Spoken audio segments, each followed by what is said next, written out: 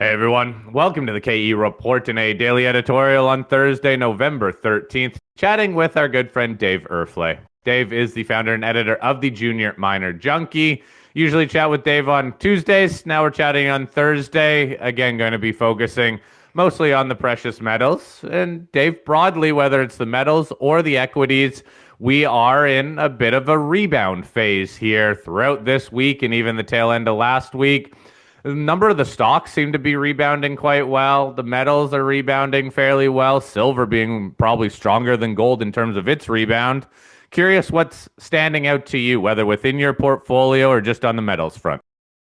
Yeah, it's interesting, Corey. I mean, last week we had a lot of nervous Nellies contacting me saying, okay, it looks like the stock market's going to crash. What's going to happen to my gold stocks then?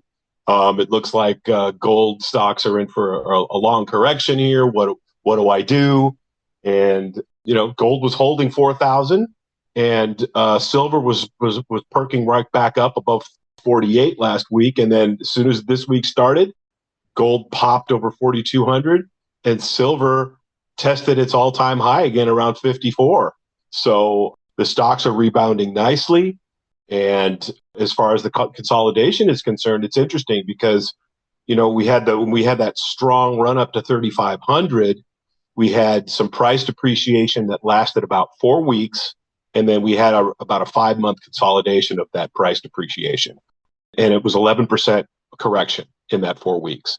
This time we had an 11% correction after gold ran up to 4,400, but the price destruction was only for a week. And now it's started to consolidate after only a week. So that tells me, hey, this consolidation might not be 5 months this time. It might be a lot shorter. But I think it would be healthy for the gold price to correct in time now, meaning it trades sideways here below 4,400, 4,500. 4,500 is the major resistance now for the gold price. So it'd be nice to see it trade sideways for a while. While the silver price also, it would be nice to see it trade sideways for a while, but who knows? I mean, the catalyst it looked like was the government shutdown ending, but it's a really paper thin deal, right? Because it's only ending until the end of January. So basically, the lawmakers basically made this deal so they could go on their holiday vacations and then come back and try to get what they want again. So it's, and the gold price is sniffing this out that, hey, this is more stagflation. I mean, the estimates are suggesting that the shutdown added between 15 and 30 billion to the U.S. national debt per week. And then the CBO came out and said that it's going to cause GDP to drop by 1% in Q4, while inflation still remains 50% above the Fed's fantasy 2% target.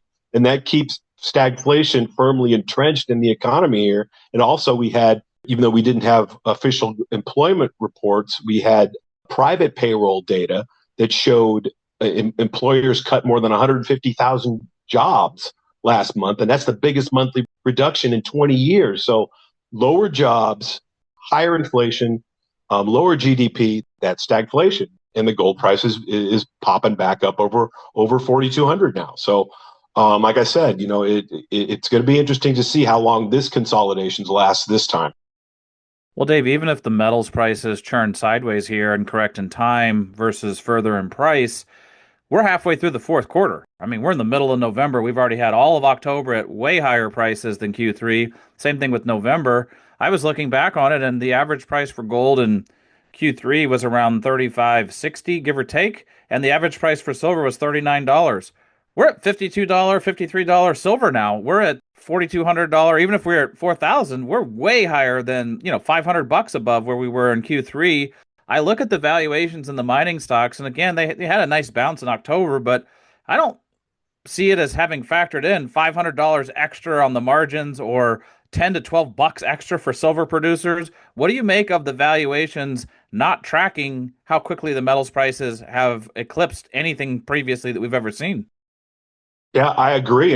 And I think the big reason is the stock market continues to make these all-time highs. It looked like it was going to start rolling over last week, and then this week it's back at all-time highs again. So, your generalist investor still really hasn't fully embraced this market yet. So, these valuations are remaining low. Dave, any pocket of stocks that you see as leading the charge higher? Because even during this rebound right now, GDX is a little bit closer to its recent highs rather than gold. They have kind of moved in lockstep, but the stocks have rebounded, at least percentage wise, a little bit better. Yeah, it's the higher risk juniors, Corey. I've seen and you look at my portfolio in particular, it's at its yearly highs right now, while the GDX and GDXJ have yet to reach their recent peaks. I mean, both GDX and GDXJ were up, I think, nearly 130% when they peaked, and they haven't got back to those peaks yet. And it's interesting that they corrected. I think the GDX corrected about 20%, GDXJ corrected about 22, 23%. But the TSX Venture only corrected 16%, which is exactly the same amount that silver corrected. So it's silver and gold stocks, and especially juniors. When they're leading and they're showing relative strength, then that tells you that the consolidation won't last long. I mean, the last time we had that consolidation that I previously spoke about, when gold reached 3,500 and then we had a 5-month consolidation, gold stocks led that consolidation, meaning we had GDX and GDXJ making higher highs and higher lows, while the gold price was making lower highs and higher lows inside of a symmetrical triangle that it eventually broke out of. It's going to be interesting to see that if the gold stocks do the same here. They've yet to reach their recent peaks, but I mean, you see, if you look at the daily chart, we see bullish island reversals on both GDX and GDXJ, and they've already filled that gap down that they had a couple weeks ago. But the volume is lower, so I'd like to see higher volume in this move.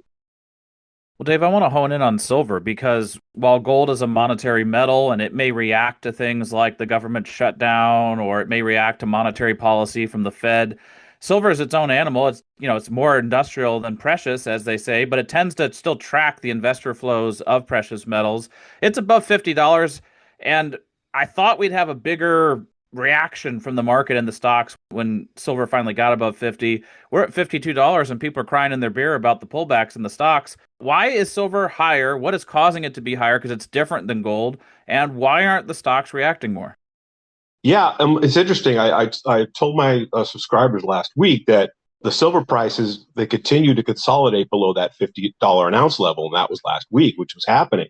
But growing bullish expectations came when silver and both copper were added to the U.S. Geological Survey critical minerals list at the end of the week last week. And so now we have the silver price trying to make a $50 floor as opposed to a 45-year ceiling after coming back to retest it. And now it's trying to become a floor, and copper's trying to become a floor at $5, which used to be major resistance. So that's very interesting to see. But we're also starting to see the silver price start to outperform gold again, because the gold silver ratio moved down closer to 75 this week. And that 75 to 1 area has been strong support going back several years. This all seems very much like a risk on bullish environment when silver outperforms, and even when the juniors are outperforming the majors. Money is clearly entering the sector and filtering down the food chain. Does that mean, and are you doing it? You've even outlined, I think, that you started to do this. Take more look at the riskier juniors, or even go down to those stocks that haven't moved to play that, in a way, rising tide lifting all boats, and the ones that haven't moved, money could filter into them, and they're so cheap that just a little bit of money can sure move them. Yes, and I've already done that, Corey, during this recent drawdown in both GDX and GDXJ and the TSX Venture. I got into several higher risk juniors. One is a pre-PEA stage play. I even got into a higher risk drill play. I mean, I haven't touched drill plays in like 3 years. This one looks so juicy. It looks so cheap, and they've got such potential that I went ahead and took a flyer on it and told my subscribers I was going to do so. Well, Dave, another factor here in the markets is it's nice to see the juniors being more resilient than the majors, but we have seen a lot of M&A recently, and I don't think we've got to unpack some of these deals with you. I know that you followed Probe Gold very closely, taken off the board recently by one of the largest Mexican silver companies, Fresnillo, so that kind of came out of left field. Weren't expecting them to diversify into Canada and into gold. but also we had the core mining takeover of New Gold, and we saw IM Gold scoop up two companies consolidating their area. Any thoughts on the M&A, the valuations we're seeing, any of the nuances behind these deals? Yeah, I mean, I wrote about them last week in my column on Kitco, and my subscribers and I have been a Probe Gold shareholder since we started accumulating the stock back when we had that pandemic spike low, and the stock was super cheap along with most other juniors, and I really liked the potential that I saw in it. Even though we've got a four-bagger win, if this deal does go through, we're not really happy about it because I think it's a pretty low offer and deal. I mean, they're getting it for $58 an ounce in the ground. And this is a top tier jurisdiction. They've got a huge land package. There's probably a heck of a lot more gold there. I mean, they've already proved up 10 million ounces.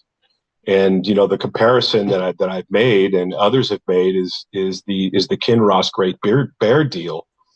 You know, when Kinross took over Great Bear for 1.4 billion US, I mean, that's almost three times more than what Fresnillo is getting Novador for. And at that time, there wasn't even a resource on the Dixie project.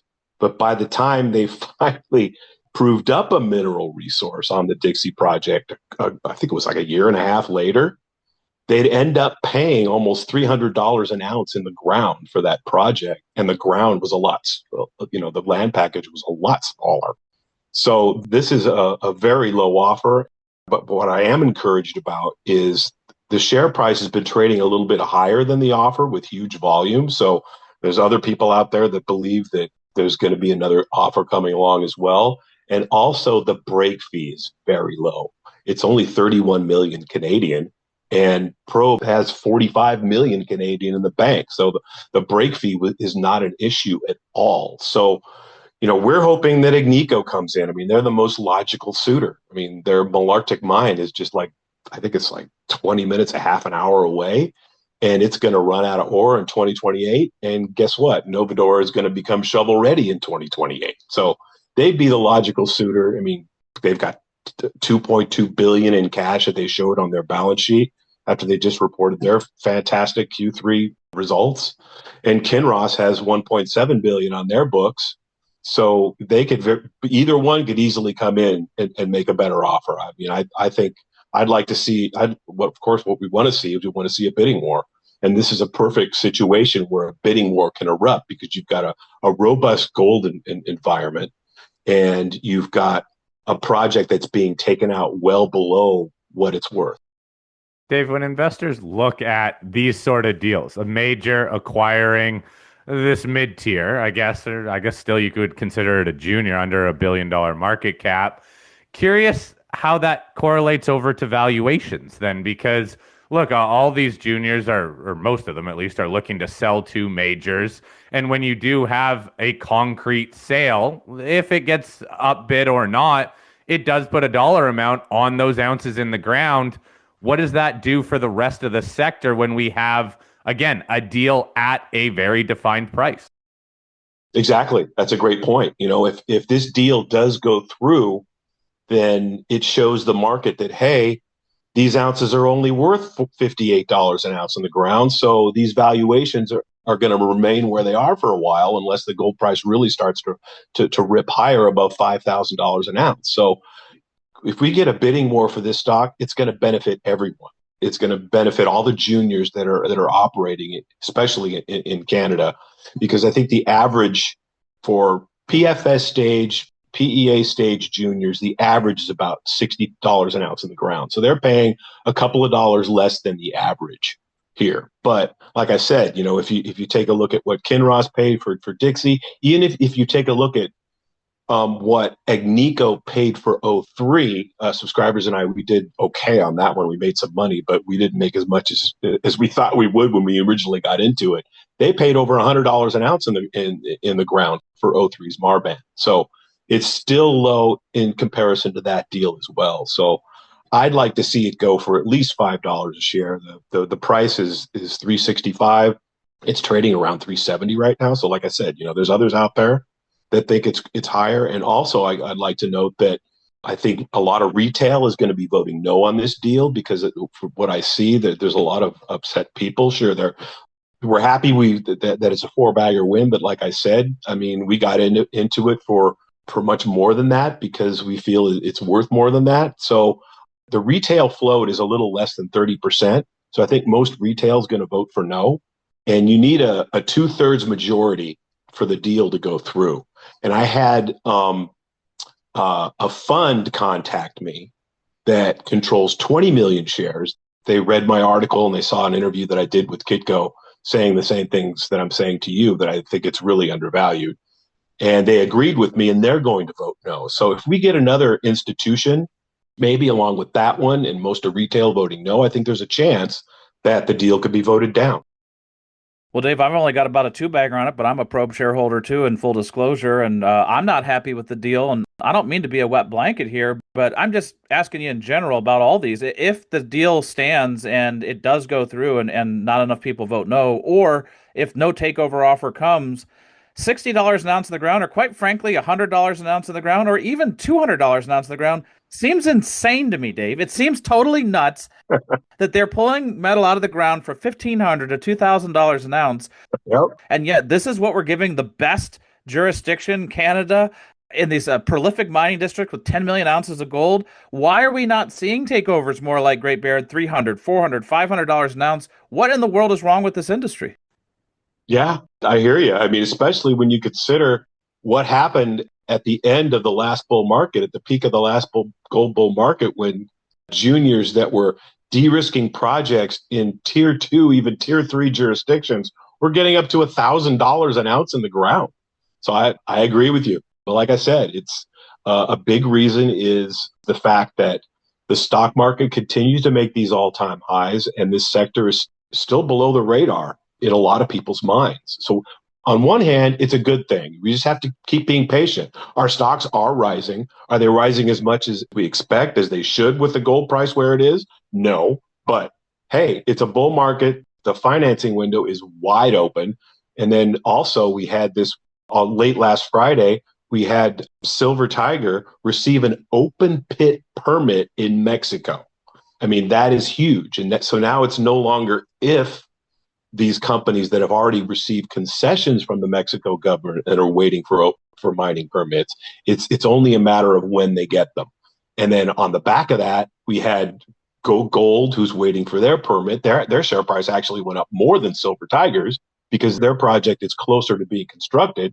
They announced $125 million bought deal financing right after that. And now they're basically saying, hey, we're not going to borrow money. We're going to go ahead and raise $125 million. That's going to be enough because we've got $130 million in the bank already. So that's going to be enough to construct Los Ricos without even having to secure a debt package. And then Silver Tiger, they also announced a $40 million finance on the back of getting that permit. So things are heating up in the sector in other areas also.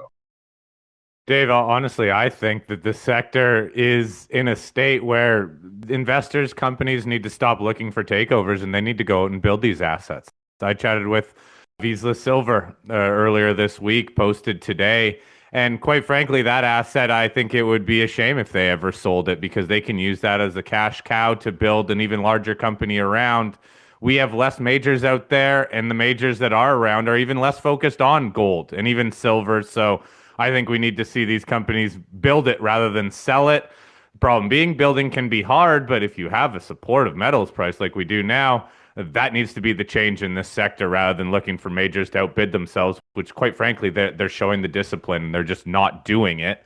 On to the permitting in Mexico, though, that was huge news from Silver Tiger. I also heard some private companies also got some permits on that Friday. Stock market did take notice of that, and investors did bid up some of these other stocks. Is this the green light for all silver companies or all companies in Mexico to go in and start accumulating those as permits? Hopefully will keep coming. And to that point, how soon, again, do we need to see some more permits for that narrative to stay true? Yeah, I mean, I think, like I said, it's no longer a question of if, but when. if you're a company that's already received a concession and you're expecting you're waiting for a permit, it looks like you're going to get it. I spoke with Go Gold Management because, I'm a Go Gold shareholder and I cover the stock in my newsletter right after the permit was issued to Silver Tiger. And they basically said, based on the timeline they went through, it's probably going to be about 5 or 6 weeks. But with the Mexican mining officials basically going on holidays past December 10th, it's probably going to be January before another permit gets issued. And it's probably, I would imagine, it's going to be Go Gold's because they've been in line to get that underground permit for Los Ricos for quite some time. And then there's also Discovery Silver, which also is a company that I cover in the newsletter.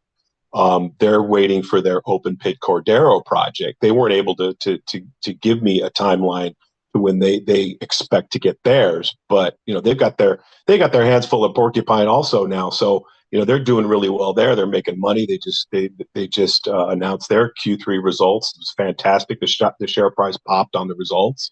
So Discovery is no longer a single asset company. Cordero, when they get the permit, they get the permit. So as far as they're concerned, who knows when they get it, but it looks like they're going to because they've had that mining concession for a while. And Scheinbaum has already stated, when she as soon as she came into power, that any of these companies that received mining concessions, they're going to get their permit. And Silver Tiger getting its permit is showing that she's been true to her word, and it's going to happen. It's only a matter of when. Well, Dave, it's definitely encouraging to see Silver Tiger get the permit, and the odds are that Go Gold and even Discovery Silver and all the other companies that are waiting on permits probably have a lot better odds now of clearing that cobweb away from investors' concern and seeing a path forward for this permitting.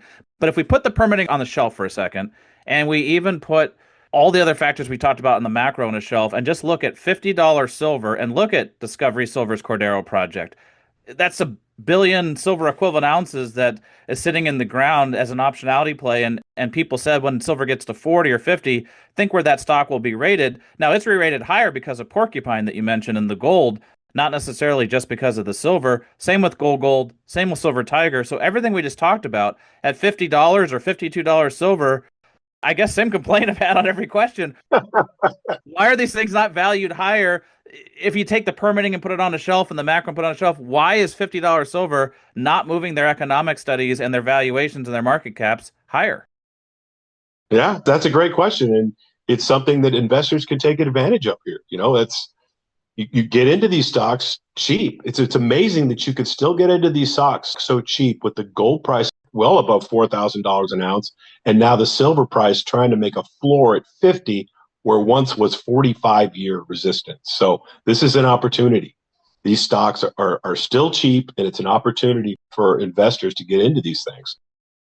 Well, Dave, we'll wrap it up here. I'm sure we can just keep talking about how it's cheap across the board in a lot of these stocks. Fact of the matter is, look, I think there are a lot of opportunities out there, but I think you do need to do your research, and you can't just play the aspect of everything's cheap out there because then, well, I guess, go out and buy everything. I do think some stocks will get rewarded more so than others, depending on stage and overall asset. You still need to compare these assets to their peers because as much as it all should be rated higher, you want to be in the one that is actually re-rating higher for whatever reason that might be. But the underlying metals prices, they are definitely doing their job. And quite frankly, a lot of these stocks have done extremely well this year. So hopefully that bull market and this up to the right type chart for a lot of these stocks will continue. Again, Dave Erfle, founder and editor of the Junior Miner Junky. Click the link in the show notes to follow along with Dave. And Dave, we'll touch base with you again in the next couple weeks. Thanks, guys. Talk to you next week.